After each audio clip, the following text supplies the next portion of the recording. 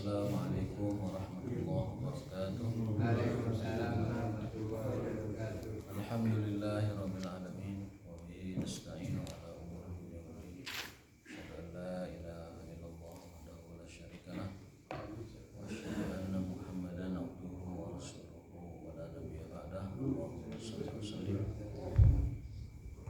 ala hadzal nabiyil karim wa ala alihi wa sahabatihi wa man sara ala nahjihi ila yaumiddin. Allahumma la ilma lana illa ma 'allamtana wa 'allimna ma yanfa'una wa zidna ilman wa alhiqna bis shalihin. Jemaah sekalian, Bapak Ibu yang Allah Subhanahu wa taala, alhamdulillah di subuh hari ini dengan inayah dan taufik Allah Subhanahu wa taala kita dapat melanjutkan kajian rutin kita dalam rangka mengkhatamkan Sahih Bukhari, insyaallah kewaktuan ya. Ini ada 7.000 hadis. Ada 7.000 hadis, kita baru 149. 150. Kita di hadis 150 menuju 7.000 hadis. Kalau ini sampai tamat, insyaallah jadi ulama semuanya. Jadi ulama semuanya kalau ini tamatnya. Itu 7.000 hadis itu. Ini 7.000 hadis, bahkan lebih.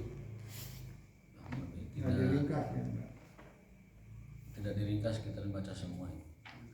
Tapi itu ada di itu ya, ada di Riyadhus Shalihin sama Bulughul Maram. Semua kitab hadis merujuknya ke sini. Jadi Bulughul Maram dan Riyadhus Shalihin ngambilnya ke sini. Jadi kalau sudah khatam ini itu berarti dia sudah membaca seluruh hadis sahih. Yaitu 7.563. itu mungkin belajarnya dari dulu tapi lupa terus kan, kalau nggak biasa-asa ilmu itu memang gitu. Ya. Dulu gini ya, walaupun diulang-ulang tapi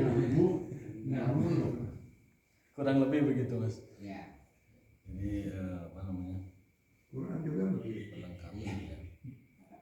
Melengkapi demikian. Karena ini kitab yang paling sahih setelah Quran. Ini kitab paling sahih setelah Quran. Kata ulama, asahhu kutubil musannafah. Kitab yang paling sahih setelah Quran adalah Sahih Bukhari. Karena apa? Karena isinya berisi hadis-hadis sahih. Karena isinya semuanya hadis sahih. Tapi kalangan Syiah tuh nggak pakai. Syiah mah jangankan Sahih Bukhari. Qurannya juga punya Quran lain ya. Jadi kita sudah di titik 150 menuju 7.625 hadis. Mudah-mudahan bisa minimal ya, kalau nggak sepertiganya setengah. Mudah-mudahan keumuran ya, kesampaian. Tidak ada ulama satu pun di dunia ini kecuali mengkaji Bukhari. Tidak ada ulama satu pun kecuali dia bersentuhan, minimal bersentuhan mengaji Sahih Bukhari. Karena hadis sahih ya ke sini merujuknya, kemana lagi? Tidak ada lagi. Ini kitab sahih yang paling tinggi. Kitab sahih yang paling tinggi yaitu Sahih Bukhari. Jadi kita sudah berada di puncaknya ilmu ini. Kalau dalam sumber ilmu ya, dalam referensi, dalam rujukan ilmu, kita ini sudah berada di puncaknya ilmu. Karena Al-Quran kita pelajari dan hadis sahih kita pelajari. Itu kita sudah berada di puncaknya ilmu. Tinggal bagaimana istiqomah, konsistensi kita meneruskan thalabul ilmi ini, dan sedikit semampu kita mengamalkan ya, hari demi hari, seiring dengan bertambahnya wawasan kita tentang hukum ataupun fikih ataupun tauhid ataupun lain-lainnya dalam agama kita. Kita lanjutkan ke hadis 150 ya. 150.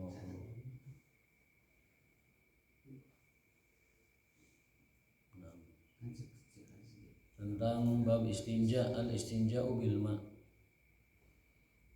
Kana Nabi sallallahu alaihi wasallam idza kharaja li hajatihi uji'a ana wa gulamun ma'ana idawatun min ma'in yakni yastanji bi. Rasul SAW itu kalau hendak buang hajat hendak ke kamar kecil itu senantiasa ada membantu ataupun yang bekerja di rumahnya membawakan air. Ya, karena dahulu kan tidak ada teknologi belum ada teknologi kamar mandi ya dan lain sebagainya. Jadi setiap beliau ke kamar kecil itu ada pembantunya. Itu membawa ceret air. Dalam hadis ini Anas bin Malik ya. Anas bin Malik kan pembantunya Rasul yang sering kita ceritakan itu, yang 10 tahun bekerja di beliau. Kalau tidak ada Anas maka wa gulamun itu ada anak-anak lain seusiaku. Nah, gitu. Anak wa gulamun. Kadang seringnya aku yang bawa, tapi kadang juga kalau aku tidak ada maka ada anak seusiaku yang membantu Rasulullah SAW membawakan air untuk beliau. Yastanji adalah toharoh dengan air. Jadi pada prinsipnya toharoh yang pertama itu adalah air. Nanti manakala nggak ada air baru turun ke toharoh berikutnya pakai batu. Tapi batunya jangan seket. Kalau seket nanti bahaya ya, bisa rahet ya. Toharohnya bersih tapi itunya sakit kan. Nah, dari batu itu para ulama menganalogikan, mengkiaskan ya, bahwa toharoh itu tidak mesti dengan air ya. Tidak mesti juga dengan batu, tetapi dengan yang lainnya. Bisa dengan tisu, bisa dengan kertas, bisa dengan daun, bisa dengan kayu, bisa dengan benda apapun ya. Selama itu bendanya bersih. Yang terlarang itu cuma 2, tidak boleh toharoh dengan kotoran kering dan dengan tulang belulang. Kalau tulang belulang memang makanannya bangsa jin. Kalau kotoran ya memang ya masa yang kotor mencuci yang kotor kan. Karena di Arab itu kalau ada kotoran karena di padang pasir mengering mereka. Nah, karena mengering kadang orang mengiranya itu seperti batu atau kayu. Gitu. Jadi harus bedakan antara raus itu adalah kotoran kering. Kotoran kering yang orang mengiranya itu seperti kayu atau batu karena saking keringnya dia rasa. Jadi kita mah tidak sampai sekering itu kotoran itu. Biasanya langsung dibersihkan di kloset ya, langsung air masuk dalam. Itu yang kita sebut zaman dulu belum ada teknologi septic tank. Jadi masih dikubur atau dibiarkan di gurun tetapi hanya ditutup saja dengan tanah dan lain sebagainya. Kalau kucing ya zaman dulu kan begitu. Belum ada teknologi septic.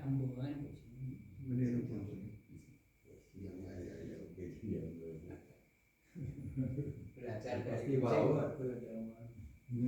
Sama dengan mengubur mayat, mengubur jenazah itu kan belajar dari gagak kan? Ya, jadi ketika Qabil membunuh Habil itu dia panik setengah mati. Gimana ini cara membereskan jenazah Habil yang telah dia bunuh itu? Ditenggelamkan di walungan, muncul. Wah, ini ketahuan nanti saya ini. Mencari-cari sampai akhirnya dia melihat ada gagak berkelahi, satunya kalah. Itu gagaknya ngorehan tanah. Kemudian dikuburkan. Oh, caranya begitu. Menguburkan jenazah itu dikuburlah itu. Nah, terus temurun manusia mempelajari, oh begini caranya rupanya membereskan jenazah, menyelesaikan orang yang sudah wafat dengan cara dikubur. Jadi kita bisa belajar dari alam dalam hal-hal yang mungkin penting buat kita.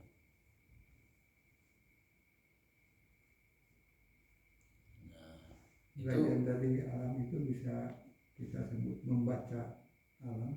Ya, membaca tafakur. Jadi mencari isyarat dari alam, mencari ilmu, inspirasi dari alam itu bagian dari tafakur. Karena ada ayatnya, yatafakkaruna fil ard, yatafakkaruna fi khalqis samawati wal ard. Yaitu di antara orang-orang beriman itu tandanya adalah mereka melihat langit, melihat bumi dan isinya, kemudian yatafakkarun, bertafakur. Karena ayat kan ada dua, ada ayat tersurat kitab suci dan hadis Nabi, ada ayat yang tersirat yaitu alam semesta. Dan dua-duanya kita diperintahkan untuk bertafakur.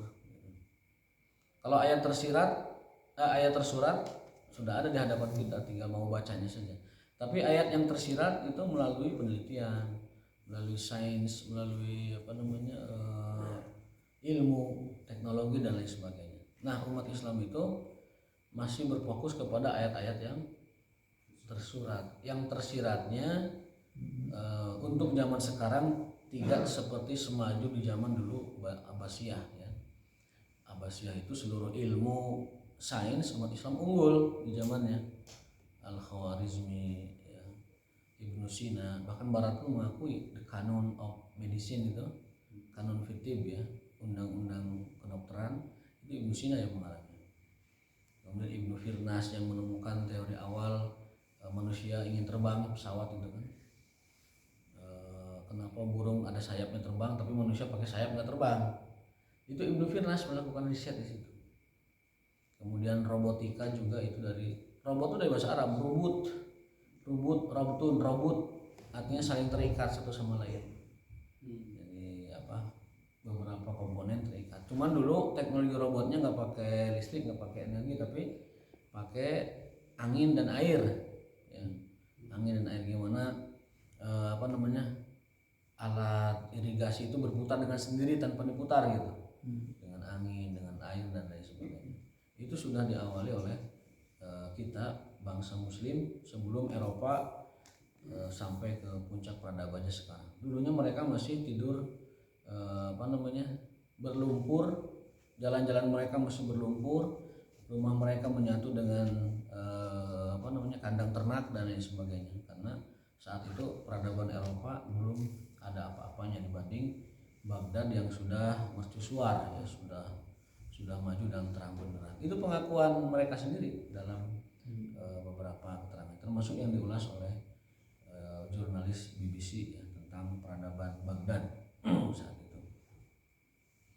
Kembali ke tema kita, al-istinja bil. Jadi pada dasarnya istinja itu dengan air, dan Rasul setiap buang hajat dibawakan satu wadah air oleh pembantunya, ataupun kalau tidak membantu oleh teman yang membantu beliau di rumah tersebut.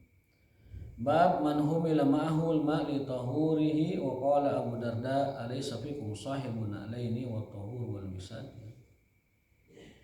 Di sini intinya hadis ini adalah karena Rasul sallallahu idza kharaja li hajatihi tabi'tuhu ana wa gulamun minna ma'ana idawam. Sama dengan hadis sebelumnya, hanya beda riwayat, bahwa Anas pernah bercerita bahwa kalau Rasul itu buang hajat atau melakukan hajatnya di kamar kecil, aku biasa mengikuti beliau sambil membawakan idawah, membawakan semacam kalau ini idawah, kalau yang sebelum itu ibrik ya, ini idawah. Idawah tuh ini ember kecil.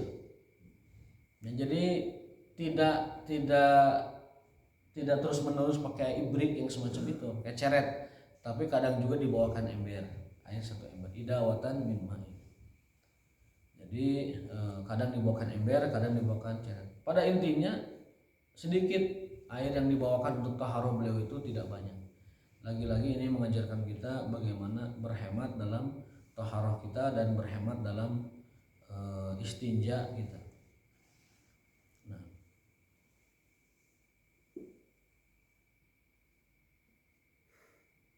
Berikutnya hadis ke-152. Kana Rasulullah sallallahu alaihi wasallam yadkhulul khala'a fa ahmilu ana wa gulamun idawatan min ma'in wa anazah yastanji bil ma'i taba'ahu an-nadar wa syadan an syu'bah al-anzatu asan alaihi rujun. Rasul itu ketika masuk ke kamar kecil atau buang hajat itu selalu dibawakan air satu ember dan kayu seperti inilah, setinggi ini. Nah, wallahu alam itu kayu tersebut digunakan untuk apa? Tapi kalau beliau ke kamar kecil itu bawa tongkat ya, aso itu tongkat, dan dibawakan seember air. Entah untuk menyangga beliau entah untuk memang beliau kemana-mana selalu bawa tongkat. Tapi kata Anas, saya sering mengantar Rasul ke kamar kecil, beliau itu dibawakan air dan dibawakan tongkat.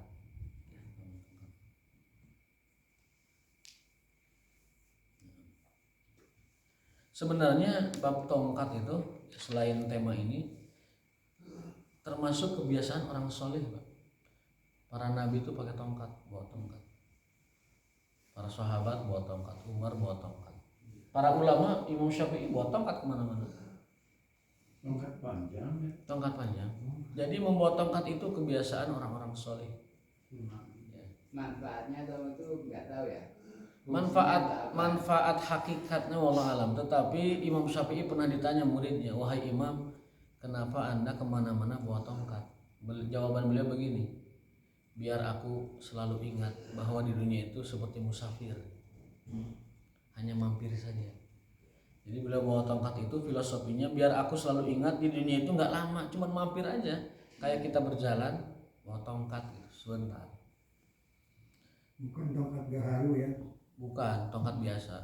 Tongkat gaharu mahal kan? 1 kilo Maksudnya itu mana orang mau bahasa Sunda. itu. Kalau gaharu mah 1 kilonya bisa 40 juta. Oh gitu. Yang asli ya. King gaharu. Kalau yang biasa mungkin bisa 5 juta. Berarti termasuk sunnah. Sunnah, bawa tongkat itu sunnah. Imam Syafi'i ketika ditanya begitu jawabannya, agar aku ingat selalu akhirat dan tidak terlena di dunia ini. Di kita mah bawa tongkatnya, wah ya mah cenah istiqomah jalan bawa tongkat gitu. Di kita kesannya kalau orang bawa tongkat itu orang yang sudah tua atau kurang fit gitu. Tapi di sana itu tongkat itu biasa. Orang-orang soleh semuanya pakai tongkat hampir ya. Pernah saya tanya ke Pak Abu kan udah repot jalannya waktu itu ya. Kamu kenapa nggak pakai tongkat? Pak dia masih bisa. Kan para nabi itu pakai tongkat, kenapa tuh? Karena nabi itu penggembala katanya. Rata-rata penggembala. Jawabnya begitu Pak Abu. Ya, penggembala kan ketika masih mudanya. Ketika sudah tua para nabi nggak menggembala. Nabi SAW itu, Nabi Muhammad menggembala itu sampai usia 12 tahun. Setelah 12 tahun ganti profesi bisnis. Setelah 25 tahun menjadi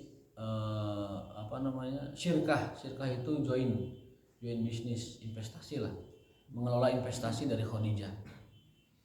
Nah, jadi beliau itu mengembala kambingnya sampai umur 12 tahun. Ketika sudah menjadi nabinya, sudah sepuhnya, mereka tidak lagi menggembala. Mereka tidak lagi menggembala. Mungkin pada waktu kecilnya yang menggembala. Karena ada hadis begini, tidak ada nabi seorang pun kecuali pernah menggembala kambing. Jadi, dan tongkat penggembala bukan tongkat seperti yang dibawa ini. Tapi kalau tongkat gembala biasanya cocolek anzah ini tongkat gembala. Yang dalam hadis ini tongkat kecil buat nyepretan domba itu namanya anazah, tongkat kecil. Ya, kalau tongkat yang dibawa keseharian kemana-mana itu adalah tongkat yang buat menyangga tubuhnya. Nah, para nabi, para rasul bawa tongkat, juga orang-orang soleh, para imam mazhab juga bawa tongkat. Itu kalau saya mempelajari, mungkin hikmahnya adalah karena orang dulu itu peralatan yang paling mendasar untuk jaga diri itu tongkat. Ya terutama binatang buas mungkin dulu. Mungkin ada binatang buas atau mungkin ada gangguan di jalan ke tongkat. Karena kalau berhadapan dengan golok atau pisau atau tongkat lebih efektif, kan agak panjang dan lebih kuat. Tetapi filosofisnya selain tujuan itu yang dikatakan oleh Imam Syafi'i, agar aku senantiasa ingat kepada akhirat dan aku sadar dunia ini nggak lama gitu. Jadi merasa musafir kan bawa tongkat kemana-mana. Nah, saya mengikuti sunnah itu waktu lewat di dekat Gede Bage kan ada toko-toko rotan tuh. Toko rotan, saya beli tongkat, tapi nggak pernah dipakai, cuman sekedar mengikuti sunnahnya orang-orang soleh. Joko Pendil kan pakai tongkat. Saya beli tongkat itu yang rotan itu 40.000. Nah, dalam hati saya hanya ingin niat mengikuti jejaknya orang-orang soleh. Tapi nggak dipakai, disimpan di rumah. Nggak dipakai, hanya beli aja supaya ada ini mengikuti orang soleh, minimal mengikuti tongkatnya. Gitu. Tapi di waktu saya naik ke Gua Hiro ya, banyak yang jual tongkat tuh. Iya. Karena untuk Membantu, menyangga, ya. itu kan. Yang jelas tongkat itu pasti banyak manfaatnya. Pasti banyak manfaatnya. Tetapi bagi orang yang tidak membutuhkan tongkat, tetapi ingin mengikuti kebiasaan orang soleh bawa tongkat, ya mungkin filosofis itu tujuannya, supaya saya ingat bahwa saya ini musafir tidak lama di dunia sehingga bawa tongkat pulang. Enggak ya. Ayah tanggal kopi, tanggal deg-deg. Tanggal jambu deg-deg bawa tongkat. Nah, berikutnya 153. Haddatsana Hisham huwa, langsung saja ke perawi hadisnya, dari Abu Qatadah, dari ayahnya beliau bercerita Rasulullah SAW bersabda, idza syariba ahadukum fala yatanaffas fil ina. Rasul bersabda, apabila di antara kalian minum, jangan bernapas di dalam gelas. Jangan bernapas di dalam gelas. Itu enggak boleh kata Rasul. Wa idza atal khala, dan apabila buang hajat di kamar kecil kata Rasul, fala yamas dzakarahu, jangan menyentuh kemaluannya. Biyaminihi, dengan tangan kanannya, wala yatamassah biyaminihi. Ini hadis ini memberi dua faidah. Yang pertama, tidak boleh bernapas ketika minum. Yang kedua, tidak boleh menggunakan tangan kanan dalam beristinja taharah. Jadi tangan kiri. Ada orang yang membersihkan kemaluannya itu pakai tangan kanan. Ini nggak boleh. Yang boleh adalah tangan kiri. Menurut Hari makan pakai tangan kiri mereka teh. Hari istinja pakai tangan kanan dibalik. Ya. menurut pendapat saya, kita juga jangan bernapas di dalam masker. Jangan bernapas di dalam. Hidung itu jangan tertutup gitu. Tapi berikan ruang bernapas. Ini. Oh, iya. Kalau menurut saya. Karena Karena membuang napas itu kan Karbon dioksida. CO2 kan, ya, dan lain-lainnya, mungkin juga infeksi. Ya. Menurut saya. Jadi CO2-nya keminum lagi ya, kehirup lagi ya. Seperti kita minum itu jangan bernapas di situ. Ya, berarti Rasul sudah secara hikmah menjelaskan 14 abad yang lalu, 1400 tahun yang lalu, bahwa orang minum itu ya tidak boleh bernafas karena napasnya akan kembali ke air itu dan kembali ke hirup dia. Juga tidak boleh beristinja dengan tangan kanan. Tangan kanan itu dalam Islam untuk urusan yang baik-baik, yang mulia-mulia. Ya. Tangan kiri itu urusan bagian kalau kata ajengan Betawi itu urusan perkobelan gitu. Kobelisasi gitu. Ombeh ya, kemudian istinja. Itu giliran tangan kiri. Nanti kalau dapat rezeki, beli jam, beli cincin, dikasih ke kiri. Itu sebagai sebagai apresiasi bahwa kiri ini telah melakukan tugas-tugas yang berat gitu. Tugas-tugas yang agak sedikit kotor gitu. Pakai kiri kan. Maka cincin, jam itu dipakai di kiri sebagai penghargaan jasa dia yang tidak dilakukan oleh tangan kanan. Gitu. Pada prinsipnya nggak ada aturan. Islam itu pakai jam di tangan kanan, di kiri, cincin kanan atau kiri bebas. Cuman ada semacam nilai yang oleh banyak orang dikatakan tangan kiri itu biasa tugasnya kotor-kotor. Makanya kalau ada rezeki, kasihlah dia apresiasi, taruh jam di sini, taruh cincin di sini, itu kesana kan. Cuma tidak ada aturan bakunya, bebas. Cincin itu mau kanan kiri, jam juga bebas, mau kanan mau kiri juga boleh. Sebagai apresiasi kepada tangan kiri. Nah, ini hadis ini jelas bahwa tidak boleh bernapas di dalam saat minum dan tidak boleh membasuh atau istinja dengan tangan kanan.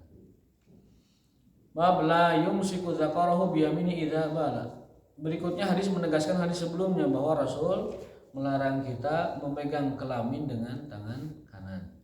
idza bala ahadukum, jika di antara kalian buang air kecil atau kencing, fala ya'khudhanna dzakarahu, jangan memegang zakarnya, biyaminihi dengan tangan kanan, wala yastanji biyaminihi, juga tidak boleh toharoh ya, ataupun ombeh bahasa kita nyebut istinja, biyaminihi dengan tangan kanannya, wala yatanafas fil ina, juga tidak boleh bernapas di dalam gelas saat minum. Apa itu? Harus ya? Duduk. latihan awi Oh, latihan. mas Enggak tuh kan meletus gitu. Masa berkali-kali meletus, Mas? Iya. Yang penting nggak nyasar ke sini lah. Nah, berikutnya 155, ini yang pernah kita bahas kemarin, bahwa Nabi SAW ittaba'atun Nabi, kata Abu Hurairah, aku pernah mengikuti Nabi ya, SAW, wa kharaja li hajatihi, beliau buang hajat, fakana la yaltafit fadanautu minhu faqal, kemudian beliau tidak menoleh dan aku mendekati beliau, mungkin maksudnya tidak ada air ya. Ibghini ahjaran, kemudian Nabi mengatakan, Abu Hurairah, carikan aku batu, mencari batu, ahjaran, astan fid biha, aku akan melakukan toharoh dengan batu itu, au nahwu, atau yang semisal dengan itulah. Wala ta'tini bi'admin wala raus, tapi kamu jangan cari tulang dan kotoran. Fa'ataitu, kemudian aku membawakan kepada beliau batu-batu tersebut, bitarafi thiyabi, dengan ujung pakaianku, aku bawakan batu, fa wada'tuha ila janbi, aku letakkan di samping tempat Rasul buang hajat itu. Wa aradtu anhu, kemudian aku tinggalkan beliau, falamma qada atba'ahu bihinna. Kemudian beliau setelah selesai buang hajatnya mengambil batu itu dan digunakan untuk haram. Nah, ada keterangan di sini au nahwahu, atau yang semisalnya. Berarti toharoh dengan batu itu dapat diganti dengan yang lain. Boleh dengan tisu, boleh. Harus yakin itu teh suci gitu. Misalkan kita sedang pergi ke suatu tempat atau di bandara, kita agak kurang yakin lah kalau toharoh dengan shower di tempat umum misalkan, atau WC umum, ataupun gayungnya kita ragu, ataupun tempatnya ragu, maka bawa tisu ya. Bawa tisu saat kita buang air kecil, buang air besar, pakai tisu itu. Tisunya 3 helai. Kalau kita di kebun, di hutan, pakai daun, ambil daun 3, bersihkan. Itu sudah suci. Kalaupun masih ada sedikit-sedikit rambetek sedikit, itu secara hukum fikih sudah sah ya. Karena yang namanya bersuci mah hukumnya, bukan bendanya. Kalau sudah 3 kali dibersihkan masih ada partikel-partikel rambetek yang kita tidak sadari, bahasa Kuningan rambetek itu Pak Duka, bahasa itu sami ya? Sami ya. Itu maksudnya jangan terlalu risau gitu. Waktu itu ya, itu contoh Nabi. Iya. Kalau saya yang perempuan Sama. Perempuan pun sama. Perempuan misalkan pergi ke suatu tempat, dia ragu beristinja di tempat WC umum atau toilet umum, maka pakai tisu. Perempuan kemana-mana bawa tisu supaya istinjanya tidak menggunakan gayung yang sudah dipakai banyak orang karena ragu kan bakteri segala macam, bawa tisu. Apalagi sekarang sudah ada teknologi tisu basah kan, ya lebih mantap lagi. Tisu ya. Kalau nggak ada tisu boleh daun. Kalau di hutan daun ya, ataupun yang lainnya boleh. Maksudnya 3 helai itu rangkap 3. Minimal Rangkap 3. 3 kali. 3 kali. Ya? 3 kali. 3 kali, sekali ganti, bukan 3-tiganya dipakai. Bukan rangkap Mungkin 3. gitu maksudnya. Bawa tisunya 3.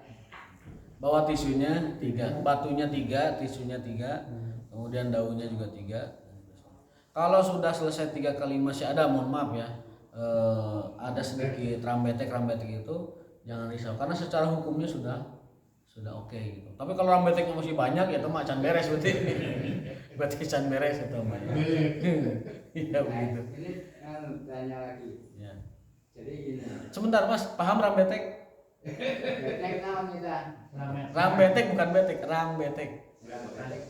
Nanti cari di kamus ya. kurang lah. Kurang bersih. kurang bersih. Iya benar. Sekarang ini Ustaz, kan saat ini kan banyak orang yang sakit sudah bisa kamar mandi dan bisa mungkin tayamum Ya. lupa atau apa. Ya. Terus tapi ingin ibadah. Hmm. Orang sakit itu kan sekarang banyak yang pakai pampers. Ya. Nah itu bagaimana itu Ya. hukumnya pakai Baik. pampers? Gini, Itu kan pampers. masih najis lah istilahnya Ya. kalau menurut yang sehat yang umum gitu. Oke. Bagi orang yang sakit bagaimana itu mau mengerjakan sholat tapi masih pakai pampers. Ya. Pampers ya.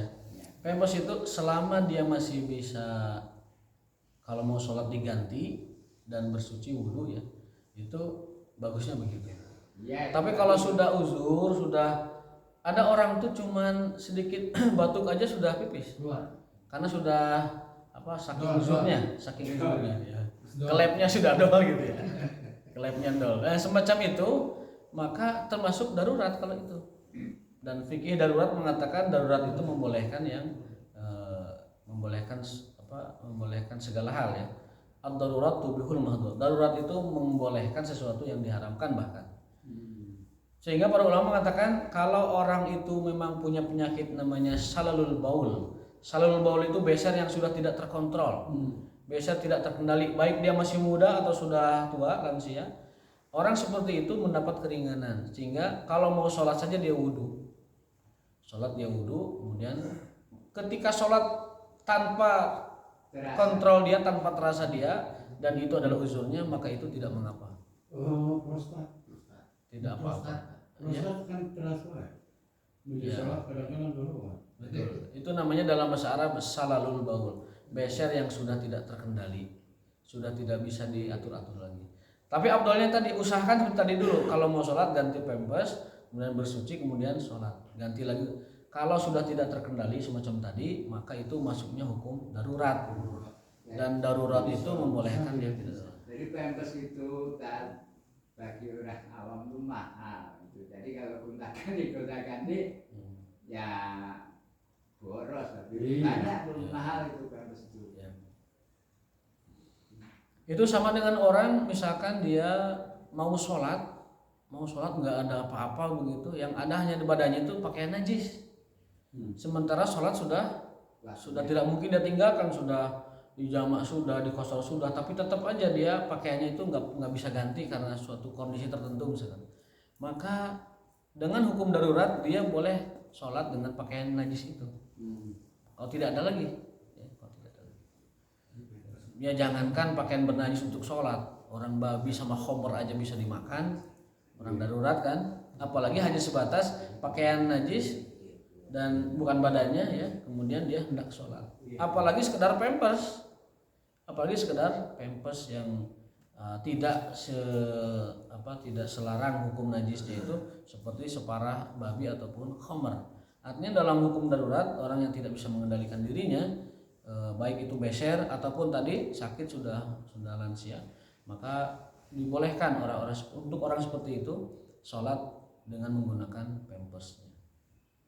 Itu mas. Jadi raupopo mas. Raupopo ya. Kalau sudah darurat ya.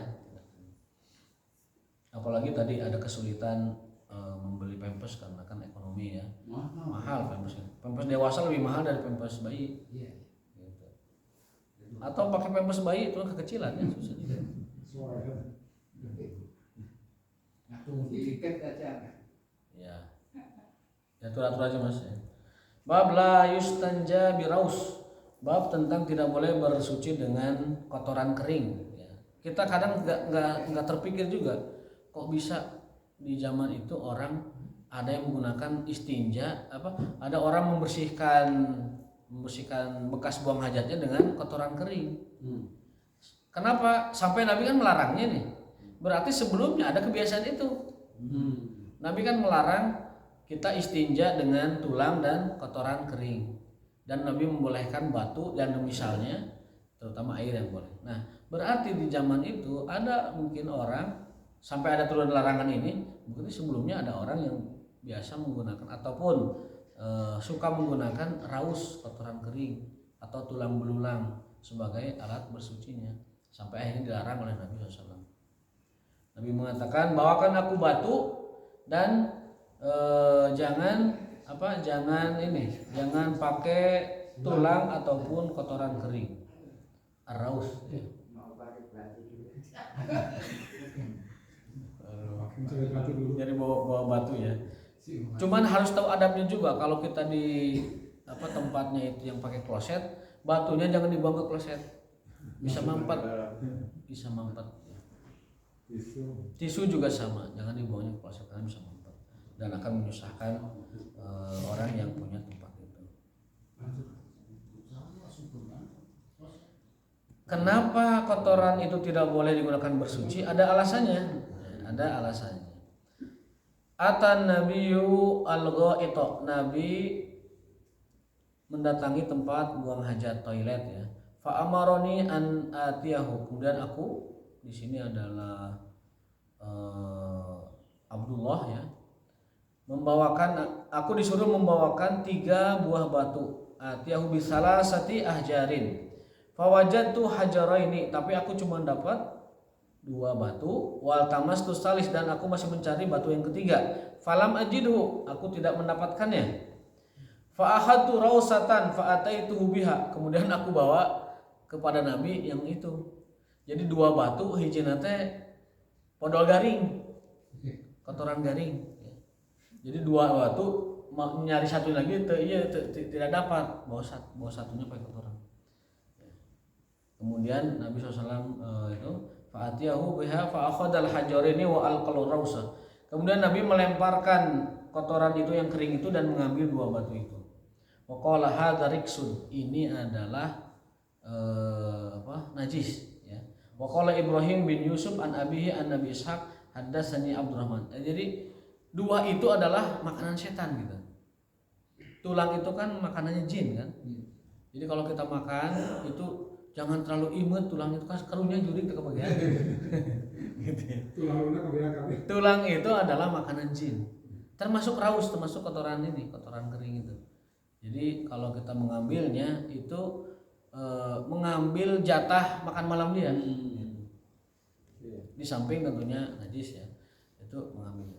Jadi Nabi pernah dibawakan 2 batu, satunya kotoran. Nabi buang kotorannya, ambil batunya. Berarti memang kotoran itu dilarang dipergunakan untuk bertoharoh.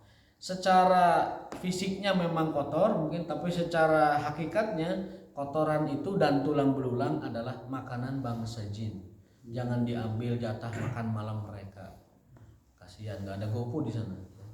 Jadi itu tulang belulang itu yang bekas kita makan, tulang-tulang ayam, tulang-tulang sapi, tulang-tulang kambing, itu ketika kita buang itu menjadi santapan bangsa jin.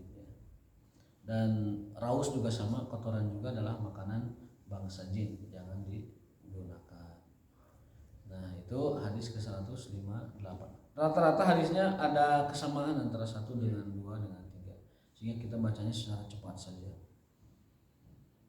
Nah hadis yang ke-157 ini sudah berbicara kembali ke tema wudhu. Tema besarnya kan wudhu. Tadi jelaskan toharoh sedikit, kemudian balik lagi ke wudhu. Bahwasanya Rasul SAW, kata Ibnu Abbas, tawaddo'a nabiyyu, Nabi berwudhu marrotan, sekali-sekali. Maksudnya sekali-sekali itu bukan waktunya, tapi gerakan wudhunya itu sekali. Muka sekali, kepala sekali, tangan sekali, kaki sekali. Itu hadis yang ke-157. Hadis 158-nya Nabi SAW tawaddo'a marrotaini. Beliau itu kalau berwudu maka melakukan wudunya itu 2 kali setiap gerakan. Itu hadis 158. Hadis 159-nya Nabi berwudu salasa marot, 3 kali. Berarti orang yang berwudu 1 kali gerakannya itu sah berdasarkan hadis yang 157. Dan orang yang wudunya 2 kali itu juga sah berdasarkan hadis 158. Dan orang yang berwudu 3 kali yang biasa kita lakukan 3 kali kan, itu sah dan sesuai dengan hadis 159. Kesimpulannya, kalau ada orang berbeda melakukan ibadah, jangan langsung bereaksi. Mungkin dia punya dalilnya, mungkin dia punya hadisnya. Ini seperti ini, wudu sekali ada hadisnya 157, wudu 2 kali 158, wudu 3 kali hadis yang 159, ada hadisnya semua. Jadi mau wudu 3 kali, mau wudu 2 kali, mau wudu sekali, boleh saja.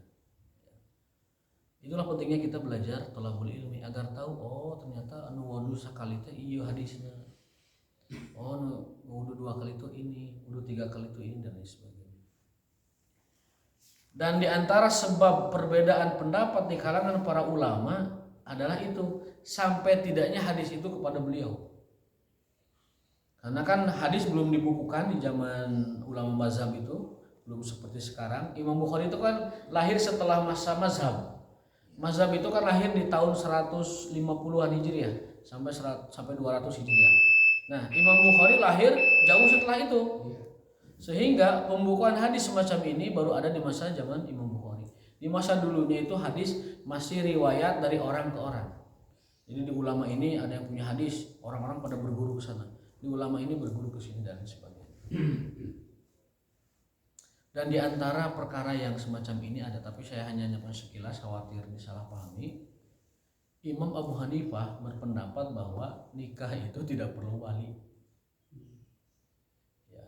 Nah, para ulama, murid-muridnya dan sebagainya mengkritik pendapat gurunya dan mengatakan bisa jadi hadis itu di zaman itu belum sampai kepada Imam Abu Hanifah.